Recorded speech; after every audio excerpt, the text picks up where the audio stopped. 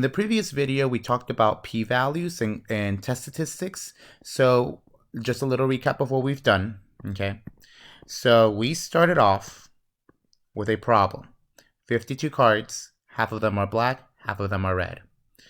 We started off with a hypothesis. We believe that the deck is 50-50.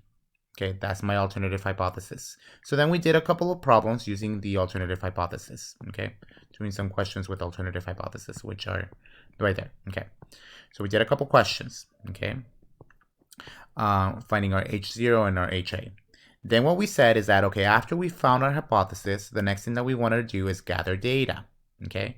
The way that we're going to gather data is by calculating a test statistic, okay? The way that we find our test statistic is this formula. So this is going to give me a number. It's going to give me a z-score, okay? And then what we said is once we calculated the z-score, we want to figure out, okay, how likely is this to occur? So here's my test statistic, and we're going to find the likelihood of this occurring. And the way that we find the likelihood is something called a p-value, which is a probability of obtaining a result of whatever this test statistic is. Okay, how do you find it? We're going to use normal CDF. Okay, and it's all going to depend on my alternative hypotheses. Okay, so the way that we're going to do it, the p-value, so remember we're going to find the p-value, and the p-value is going to be basically be the probability of the z-score. Okay, so what we're going to do when we find the probability of the z-score, one, you have to look and decide if it's right, left, or two-sided. That's the first thing that you're going to decide on. Okay, is it right, is it left, or two-sided? Then you're going to use normal CDF with mean equals 0 and standard deviation equals 1. Now you might be wondering why mean 0 and standard deviation equals 1. Why is that happening? Well, remember, what is the distribution of z-scores? The distribution of z-scores is normal 0, 1. That's why we're writing a 0 and a 1. Okay, use normal CDF with mean 0 and standard deviation 1, and appropriate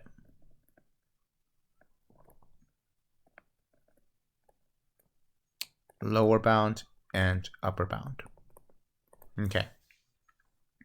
All right, so let me go ahead and give you an example. Okay, so that way we can kind of get settled with the p-value, and then we'll do a concrete example of everything that I want to show you. Okay, so here's my example.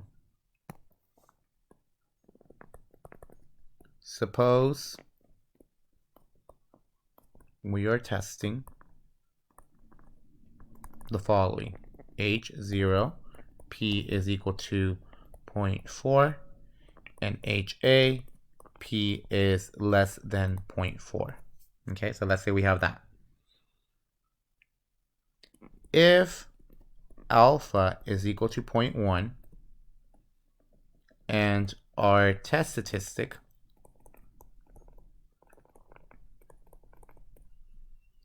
was negative 1.83, find the p-value. Okay, so that's what we want to do. So find the p-value.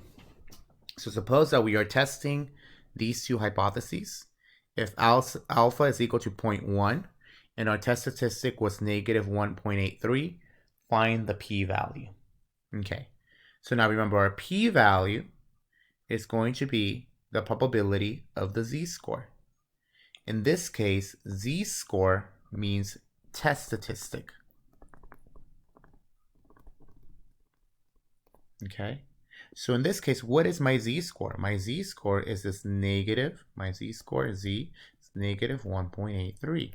Okay, so this is my z-score. We just have our z-score right there. Okay, now this says, what do we want to do to find the p-value? The first thing that we want to do is look and decide if it's right, left, or two-sided. Well, that depends on the alternative. Notice how it's less than. That means it's left. It's off to the left. So if we look at the picture that I wrote down right here, this is what a left-sided test looks like. So it looks something like this. Here is my graph. The test statistic Z here is negative 1.83, and my p-value is going to be everything over here. This is all of my p-value. Notice that negative infinity is over there. Okay, so now all we have to do now that I decided that it was left-tailed, now what I want to do is find the mean and standard deviation. Okay, with appropriate lower bound and upper bound. Now, luckily for us, because it's z-score, the mean is 0 and standard deviation is 1. So now the p-value is equal to normal CDF. Okay, my lower bound is going to be negative infinity. My upper bound is going to be negative 1.83. My mean is equal to 0. And my standard deviation is going to be equal to 1. So what I'm going to do is I'm going to go to my calculator and I'm going to try to figure out what this is. So I'm going to press normal CDF. My mean is going to be 0. Sigma is going to be 1. My lower bound is going to be negative infinity, and my upper bound is going to be negative 1.83. So what I'm going to get is 0.0336. Okay, so that's my p-value. Okay. All right, that's it. That's basically all you have to do to find the p-value. Okay. Now, let's say if I wanted to say, are we going to reject? Will we reject? Are we going to reject this thing? Okay, well, I don't know. It depends.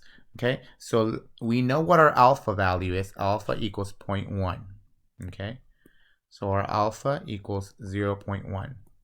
My p-value is equal to 0.0336. Okay, so what we say, okay, how do we reject? Well, if we look back up, the way that we reject is if the p-value is lower than alpha, then we reject. This is our threshold. 0.1 is our threshold. Is the p-value, this number, is this less than the above number? The answer is yes. P-value is lower than alpha. So we reject HO. Okay. Now we don't know what HO and HA is. It's some claim, but we can just make a decision. This is what we're going to do. We're going to reject HO. So basically, finding the p-value is just things that we have done already. We just have to do a lot of things in the very beginning before we get to this step. Okay. So far in the past couple of videos, if you're very confused, it's okay. I just kind of did a little bit of a setup and I kind of broke everything into little pieces. So now what we're going to do is that we're going to put everything all together. Okay, and I'm going to show you how we want to test. So it's going to be kind of like a 5-step process. Okay, so the question here is, okay, so what kind of question are you going to probably give me? Okay, so this is how to test for proportions. Okay, and this proportion is what we call the z-test. So we're going to use the z-test for proportions. This is what you're going to do. Here are the steps. So I'm going to give you a problem, and this is the first thing that you're going to do.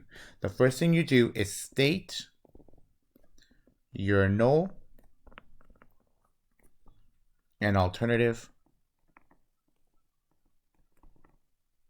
hypotheses. Okay, that's the first thing you want to do. I want to find out what is HA and what is HO. Okay, so I want to know what that is. State your null and alternative hypotheses.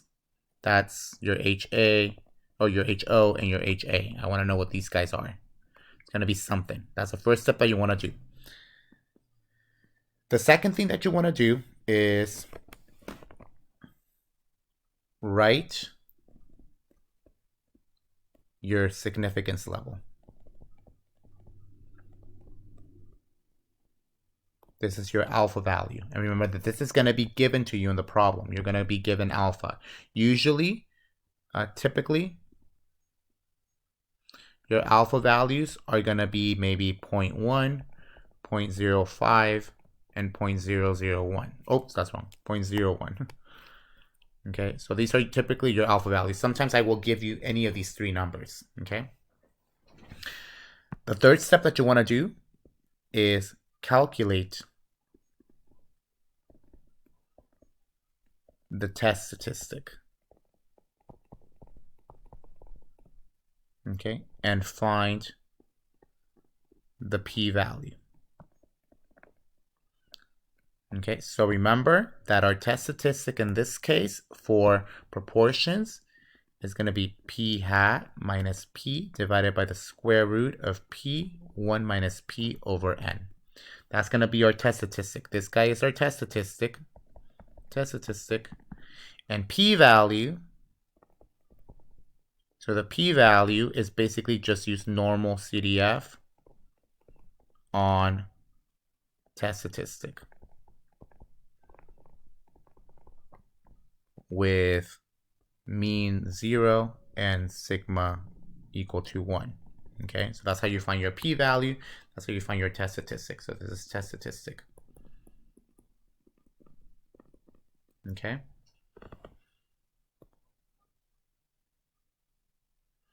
The next step, number 4. Okay, the next thing that you want to do is make a decision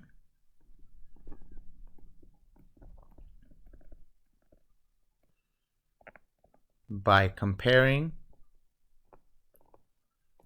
p-value with alpha. So basically your decision would just say this. You would just say reject HO, or you would say fail to reject HO. Okay, so usually these are the two different things that you would say when you're making a decision. And then the last thing, number 5, would just be write a conclusion.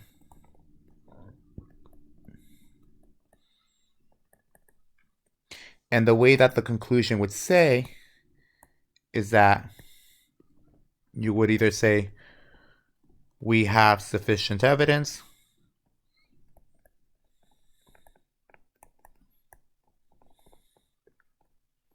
blah, blah, blah, blah, blah, or we don't have sufficient evidence.